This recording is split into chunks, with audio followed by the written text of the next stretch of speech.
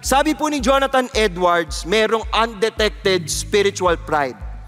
Paano nyo malalaman to? Hindi nyo to makikita, hindi ito nakukuha sa antigen test. Kaya mag-iingat tayo. Tingnan ninyo, the great fault finder. Bakit lagi ka nakatingin sa sinong may mali? Ministering in a harsh spirit. Mga D-group leaders, for example. Diba? Tapos nag-sin yung inyong disciple. Ano ba yan? Na ang tagal-tagal na natin pinag-uusapan yan. Hindi batuhin kaya kita ng Bible. Huh? Putting on pretenses, nagpapanggap. Kasi kailangan mo kang malinis. O magsisimba tayo today ha. Mag-smile kayo. Pag kayo, nakita kayong nakapikit, wag na kayong magsimba. Wah, kasi sarili lang iniisip eh. Takes offense easily. Yung mga kwento, kunyari, mauupo dyan, tapos hindi nag-excuse.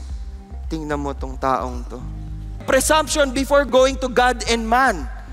Meron ka ng sariling utak, meron ka na bago ka pa magdasal, bago mo pakinggan yung isang party, hungry for attention. Ang tampo mo sa buhay, Lord, walang pumansin sa akin today. Huy, hindi tungkol sa iyo to. Huwag mong hanapin sa tao. Kay Lord ka tumingin. Neglecting others, yung mga hindi pagpansin. Tingnan po ninyo sinabi sa Proverbs.